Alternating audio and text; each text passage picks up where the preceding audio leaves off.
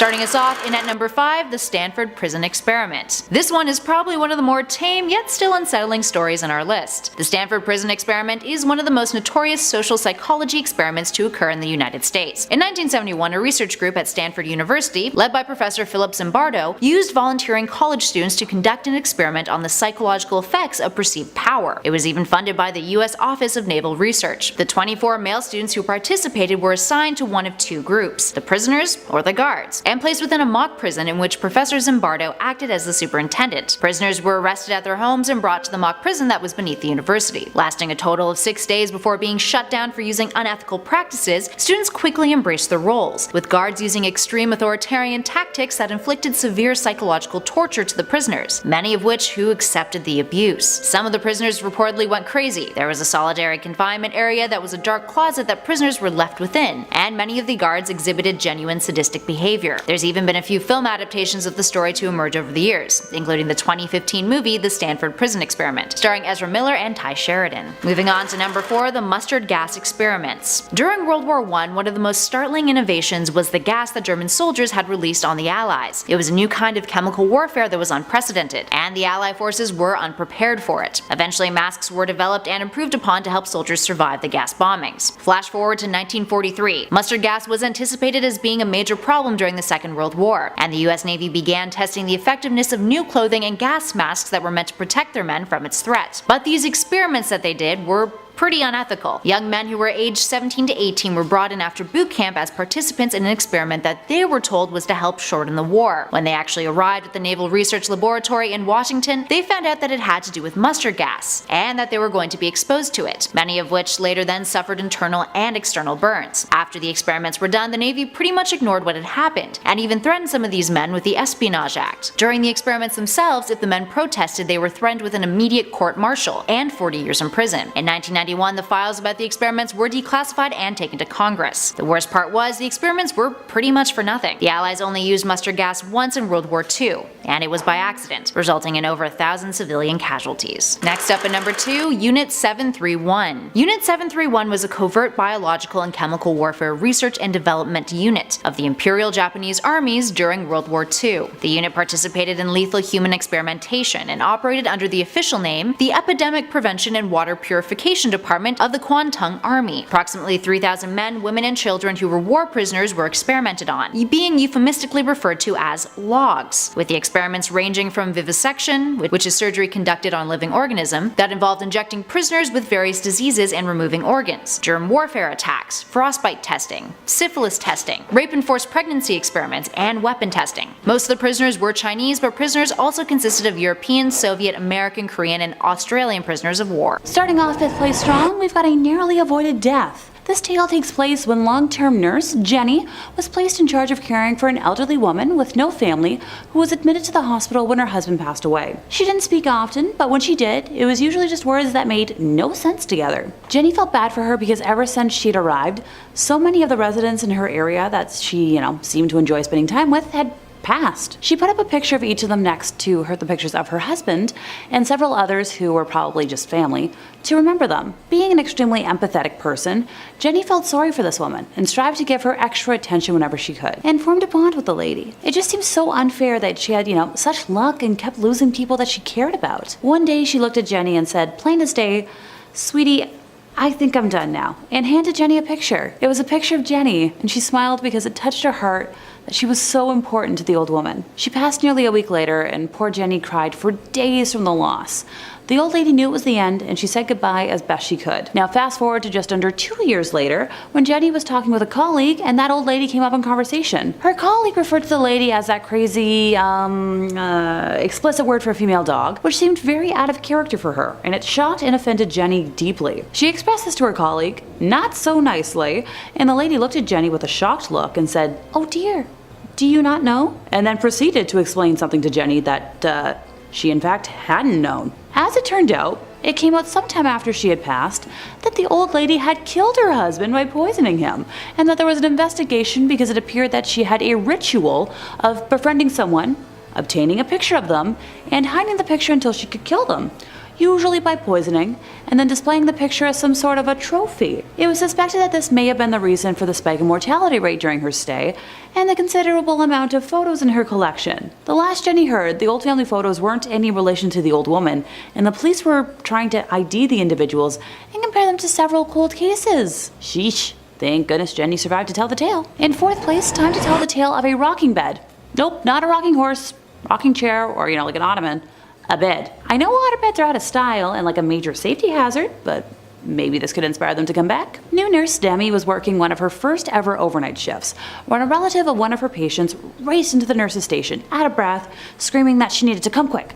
Unable to elaborate, saying Demi had to see what she was talking about for herself. Our nurse made her way to the room in question, where this little old lady patient was crying and holding onto the bed for dear life, all while her bed was shaking extremely violently. Now, you're probably thinking that the lady was the one causing all that shaking, but apparently she was this frail, practically emaciated older lady who didn't even possess the strength to rattle the rails. The ward only had 2 other patients in it, and everyone in there was huddled in a corner, shaking in fright until it eventually subsided. Apparently that particular ward was rarely used, and the bed that the old lady was in was used even less. People who have laid in it complained of nightmares where they hear screams and laughter of angry children. I guess some restless spirit called dibs on that particular bed, and Demi would very much like it to pick somewhere else to hold court.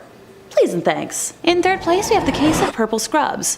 Former EMT David O'Keefe worked mainly in transfers, and this particular client was always his last one of the day, having to return home late at night in the dark. She was an older woman who visited the hospital he was based out of for regular dialysis treatment. One specific day, she was being moved, and David was sitting in the back of the transport vehicle with her. She looked under the weather, so he asked what was wrong out of concern, and she said a man in purple had been visiting her. He asked if the man was, like a relative or a technician, but she shook her head. She said the man would sit next to her during dialysis appointments and stroke her hair. Thinking this was strange, right after he dropped her off at the hospital, David asked the hospital techs about, such a person, but no one had seen or remembered anyone wearing purple. Visitors also weren't really a thing at this part of the hospital, so he assumed the patient was just imagining it. While he was waiting to bring her back home, he saw the man in purple scrubs waiting outside that woman's room, watching her door. As David went to approach him, a bunch of tech personnel urgently ran past them into the woman's room, and David lost sight of the man. It turned out the woman in the room had suffered a heart attack and was sadly unable to be revived. Oh, and just a tiny creepy footnote, none of the staff in that hospital wore purple scrubs. In second place, we have a mystery mimic. Yeah, I'm fond of alliteration. How can you tell? This spooky story comes to us courtesy of former late night transportation worker Betty. She worked the position for a few years, but after this incident,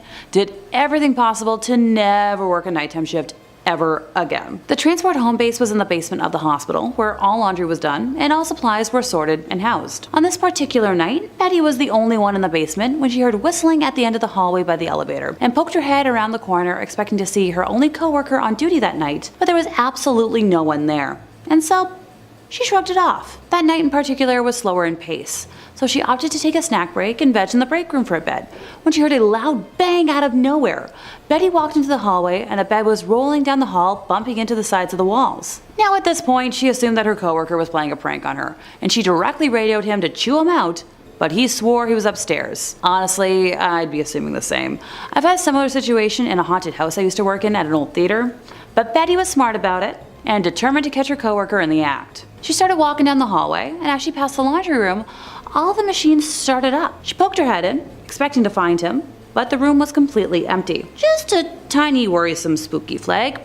Nothing to worry about, right? As she walked into the laundry room, the machines came to a complete stop. Betty froze at first before regaining her senses and making her way towards the elevator, when she heard whistling from the other end of the hall. Now at this point, she's certain that she's the only worker in the basement, and is repeatedly pressing the elevator buttons in an attempt to rush it. As she was waiting for the elevator, things started falling off the shelves down the hall. Betty could only stare in shock as boxes of gloves, tissues, and packages of tubes fell off various racks one by one. Her entire body broke out in goosebumps, every hair standing on its end, and the feeling of being watched had completely consumed her thoughts.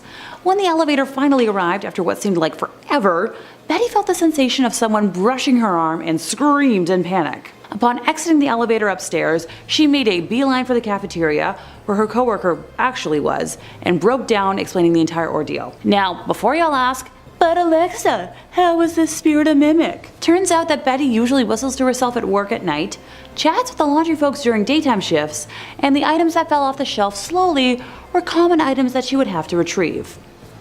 Big note for me on this one. In first place, we have terrified security staff. Security guard Mason claims that while he wants his location to stay anonymous, he used to work overnight security in one of the largest, best, and oldest hospitals in the USA. He and his fellow security officers all have stories about one building in particular, which was built in the late 1800s and was the original psychiatric building for this hospital. Now, being the late 1800s, not much was truly known about psychiatric disorders at that time. On top of that, this hospital was known for its medical research. Sadly, with what we all know about history, when you combine the two, that spells out a lot of nightmares. A couple years before Mason started working security there, this building in particular had been converted partially into offices after the newly built part of the hospital had dedicated a section for the updated psych ward. Mason's rounds for the first night of our tale happened to include, yep, you guessed it, that building. At night, this building was empty, due to most of the staff who worked in those offices leaving by 5 p.m. every day. Apparently some folks like to rush home, which is fair, but they would leave their office doors unlocked,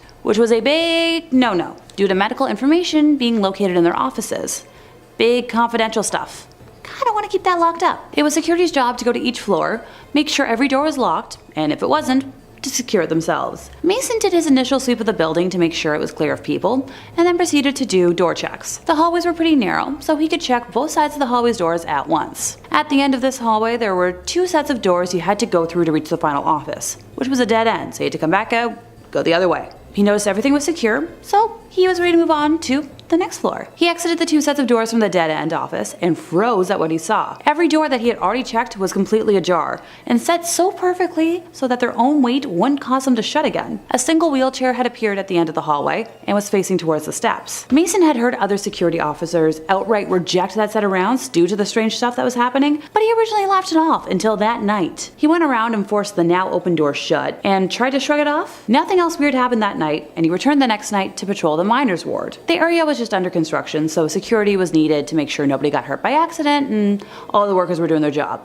Safety first. When Mason was hanging out in the break room before his shift officially started, other security guards were discussing various reports of seeing a young human with brown hair who would disappear randomly, and Mason dismissed this as just gossip meant to spook off the newbies. An hour into making his rounds, a foreman who had stayed late called security and asked for a security officer to come up because, quote, a youngin' with brown hair had locked himself in a room and he didn't want him to get hurt with all the open wires in there. Mason answered the call, went and unlocked the door for the foreman, and looked in a 20x8 room for about 10 minutes, and upon seeing no one, called it in as a false alarm. He attempted to shrug it off until he received a call for backup in the psych ward, and when he arrived he noticed a patient was in a state of panic near the remnants of a shattered chandelier. Now, before he had experienced the abnormal happenings in this building, Mason claims he would have written off his testimony as idiocy, but the patient claimed that something held him in that spot as the chandelier started swinging wildly until it started to fall. When it started to fall, he was let go and allowed to move, and scrambled out of the way before it hit him. Now, this was the beginning of the end for Mason, who requested to be transferred to hospitals the next day. And as much as I love the Phantom of the Opera, I don't really want it to become reality. One of my favorite things to say in accordance with that is that I love one fictional toxic tenor, and only one. Emphasis on fictional. Kicking off at number 5, we have the aptly named car dealership. This story comes from Reddit user Third Eye Open 2, who was a car salesperson at the time who worked into the evening shift. Things were winding down and they just finalized a deal with a couple purchasing a car. As they were showing them through the car and its controls out on the street of the dealership, a homeless person walked up to the group with a beer in one hand and a grimy plastic bag in the other. He muttered to them, "Look at this," and then opened the bag. The wife screamed and her husband yelled for him to get away or he'll call the cops. Well, the guy wasn't fazed and he quickly replied, "Call them because they've got to see this." Right there and then the homeless guy reaches into the bag and pulls out a severed head. He then calmly placed it on the steps leading up to the dealership, claiming to have found the head and felt like people needed to see it. He explained that he planned on cleaning it up and using it as a candle holder. Well, of course they called 911, and to cut a long story short, it turned out that the homeless guy's dog had discovered a semi-mass grave out in the woods and retrieved something a little bit more gruesome than a mere bone.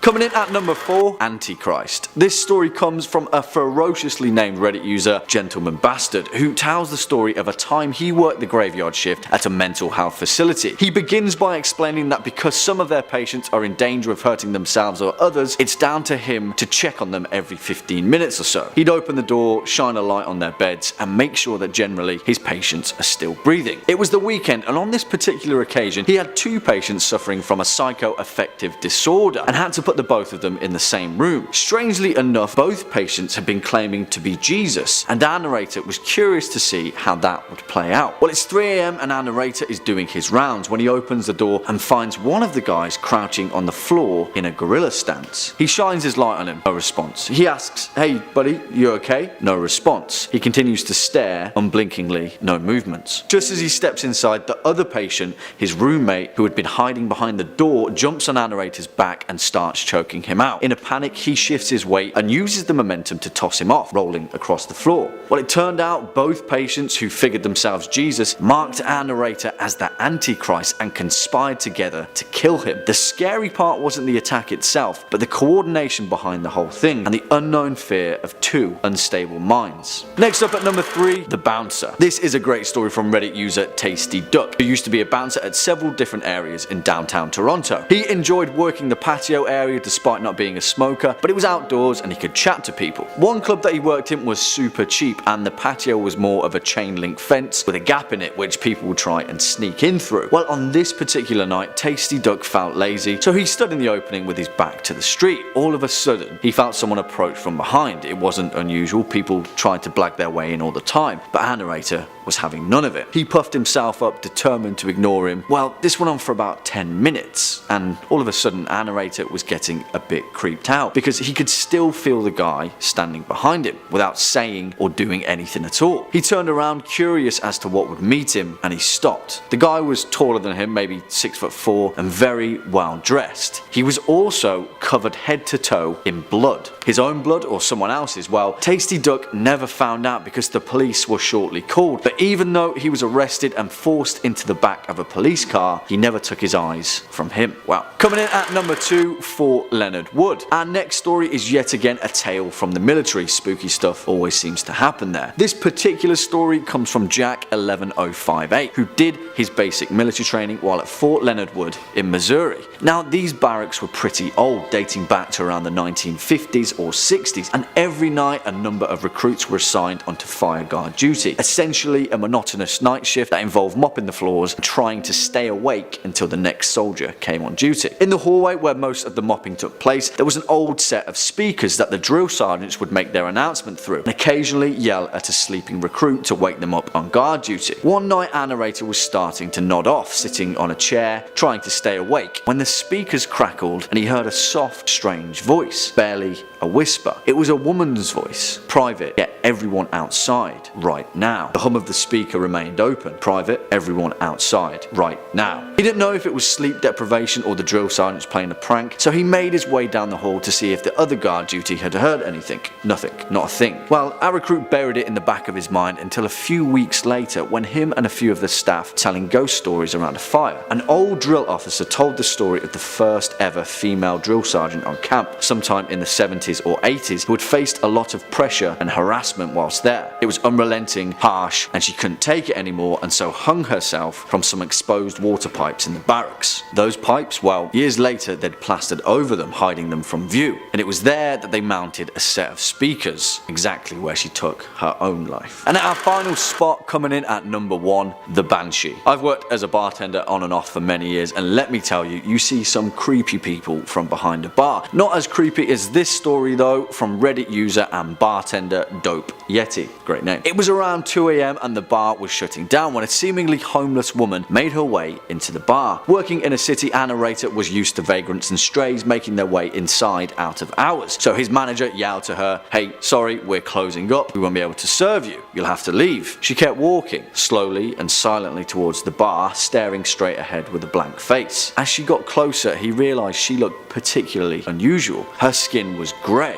like no colour he'd ever seen in his life. It wasn't dirty or tanned, it was incredibly light grey, tight and with no wrinkles. She also had a tattoo of 4 strange lines on her face that all started at one point in the center of her chin and continued down her neck in a ray-like pattern. In an almost unnerving fashion, she was completely barefoot. Ignoring the shouts from the manager, the woman pulled up a chair at the bar and turned her head slowly towards our narrator. Locking eyes, she said to him, "I like you." The bouncer eventually made his way to the woman and put his hands on her to eject her when she broke out into an extremely loud, high-pitched, manic scream. It was a scream straight out of a horror movie. Even creepier, the whole time she was screaming, she was looking at our narrator dead in the eye, unblinking and unmoving. Kicking off at number 5, Ursula and Sabina Eriksson. Not going to lie, this case is equal parts incredibly interesting and downright insane. In short, in 2008, two women, twin sisters Ursula and Sabina Eriksson, were caught on CCTV running head-on into traffic on the M6 motorway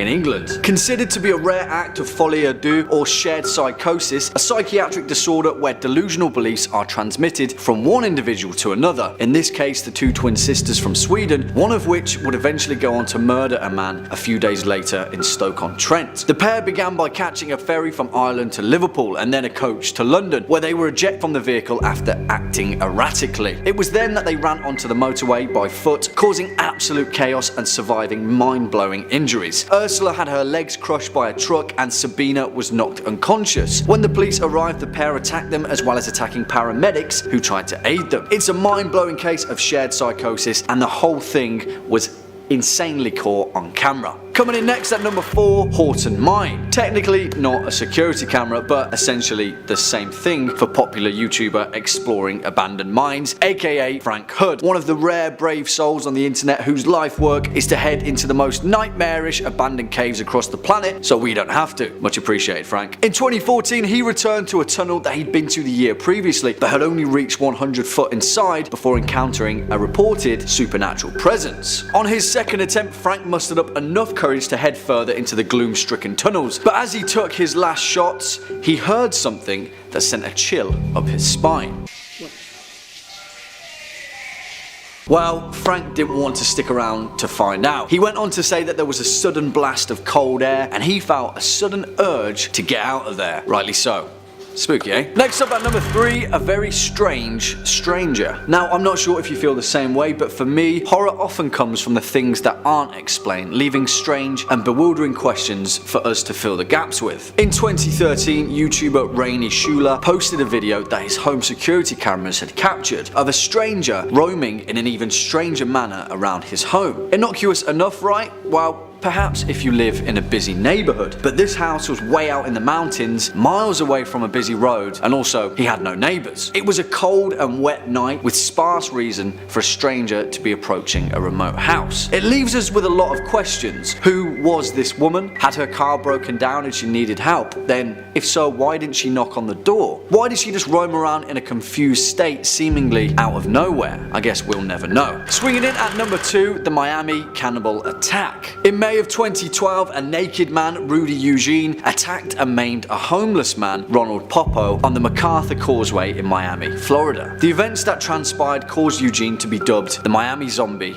and the Causeway Cannibal. After stripping himself of all of his clothing, Eugene encountered 65-year-old Ronald Popo at around 1:55 p.m, who had been sheltering underneath the causeway. He then beat him and, bizarrely enough, began biting at his face, the causes for which are still unexplained. The majority of Popo's face above the beard, including his left eye, was bitten off, leaving him blind in both eyes and 80% of his face missing. Eventually, after police arrived at the scene and tried to subdue Eugene, they attempted to stop the attack. Eugene ignored the officers' warnings and reportedly growled at them before resuming to bite at his victim. Police shot Eugene a total of 5 times before he finally succumbed and died at the scene. And finally, at our number 1 spot, the Ls Mittank Mystery. Now, this one is a good one. Thousands of people tragically go missing every year, a large portion of which are never found again. It's a terrifying thought, but different is the case of Ls Mittank, who seemingly disappeared of his own free will.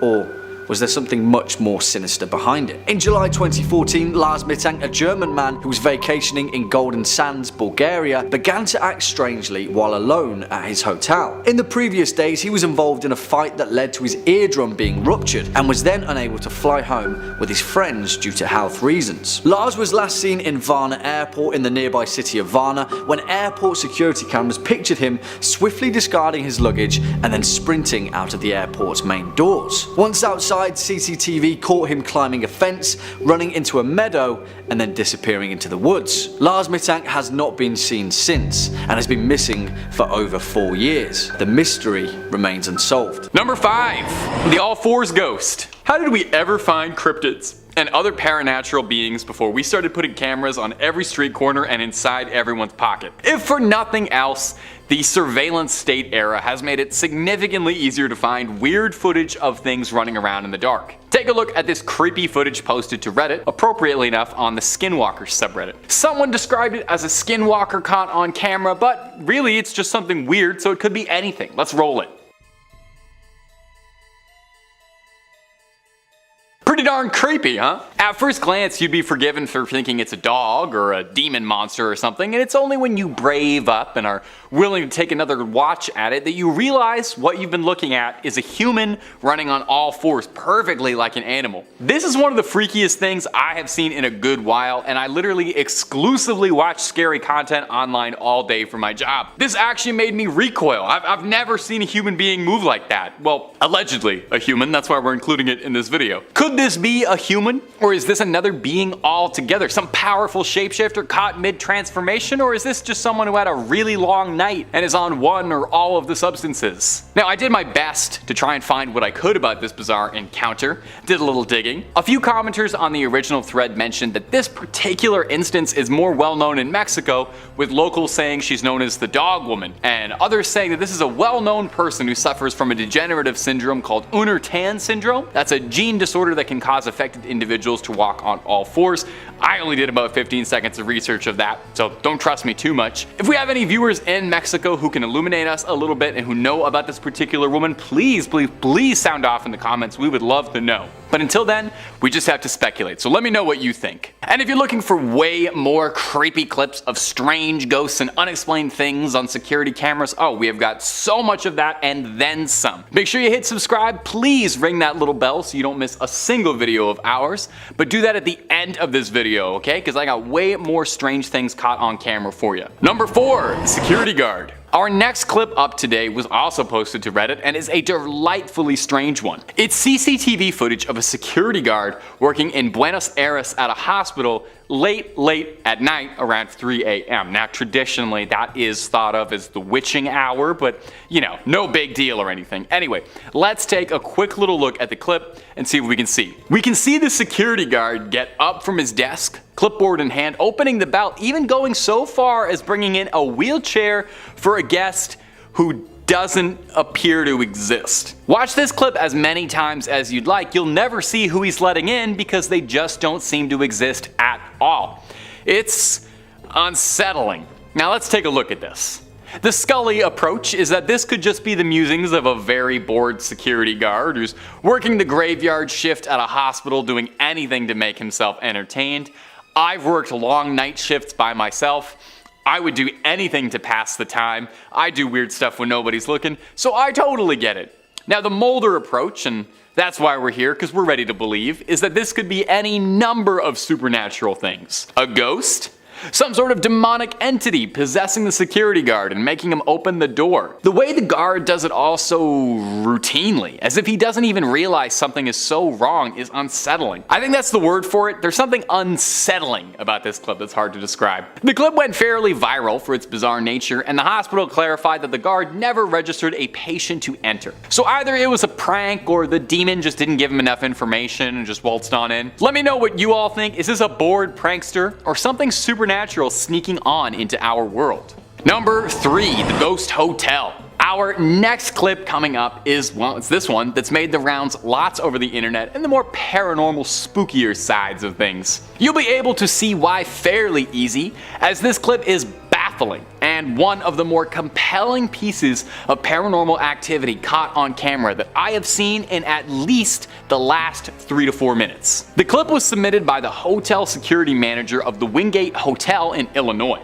According to the manager, guests staying at the hotel were complaining about strange happenings going on the second floor.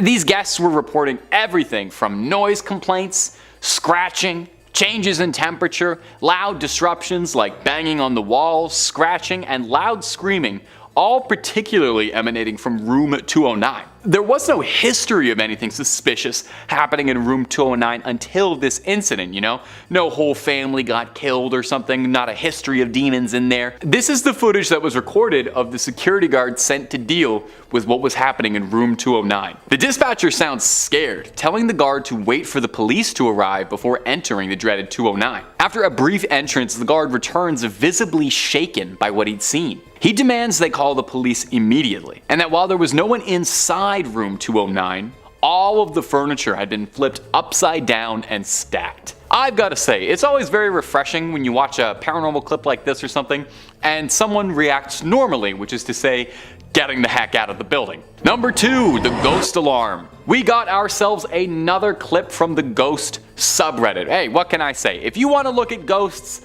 it's a pretty good place to go. There's quite a lot of ghosts already there. This one was posted to us from user Reman8 with the caption, "Something set off the security footage on one of our properties. Nothing was stolen. This is the footage." We'll play it for you now.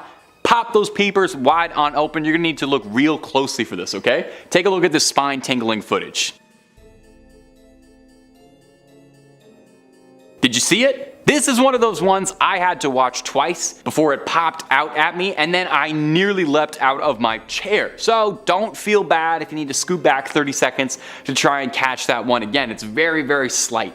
At first glance, it might seem like nothing is there, but when you really pay attention, you can see the faintest silhouette of a figure creeping through in the background, seemingly walking through thin air, barely able to make it out. I know logically this is probably just a camera glitch or something, but that ghostly outline of a person is enough to send a shiver up and down my back. The poster claims that the front door to the property was opened, and that's what triggered the security footage. Well, who could have done that if not for this malevolent spirit? One commenter suggested it was possible that energy dispelled by the ghost could have been what set off the alarm and opened the door, and that's why it looks so spectral and ethereal on the footage, just this sort of like translucent shimmering figure shape. What do you think, internet comment hive mind? Is this some real proof of something from another world walking into ours, or is this just some dust and light hitting the camera weird and our eyes are filling in the details we wish we were seeing? Please do let us know down below. I did a little digging on it myself, and the Redditor returned to the same thread after a whole year and reported that nothing else like this had ever happened in that year, and that he hadn't found any evidence of spirits in the local area or anything strange happening in the house before they moved in. So maybe it was just a one-off haunting, but still, one haunting is more than enough for me. Very, very unnerving. And number 1, the ghost office. Coming in at the final spot for today on horrible spectral encounters caught on camera is this creepy footage from a Manchester office. Now, yeah, an office, that's already kind of creepy and liminal enough and scary, but that's not what we're talking about. The footage is the actual footage security guards were flicking through on the early hours of November 1st. It looks like a regular old office, if not a bit drab, but then the Skinamarink style horror starts to turn from regular boring security detail to full-blown horror movie at one key moment. At 3 a.m., wouldn't you notice? The witching hour. Things start to get weird. All the computers in the office flicker on at the exact same time. All the chairs start to get thrown around. Cabinets opening when they shouldn't. Objects rattling off as if a massive spiritual disturbance is happening. Now, it's more than just a little bit too perfect that all of this supernatural stuff happened at 3 a.m., which is sometimes referred to as the witching hour, for the belief that it's the time of the day when the veil between the spirit world and our world is weakest, and spirits are free to cross on over to wreak a little havoc in ours. I've got to say, if this is faked somehow, this is a superbly impressive fake with an impressive amount of effort put into it. More effort than I've seen in most horror movies, and a good budget. Whoever was faking this had dedication, time, and a really good sense of atmosphere. But at the same time, it's so perfect a clip. I don't know. I have to ask myself if it's real. Would ghosts really be so punctual to arrive at 3 exactly? Would a ghost even need to get somewhere on time? You've got all the time in the world. And if I had all the time of the afterlife, I certainly wouldn't be rushing towards an office. I get enough office time in my regular life.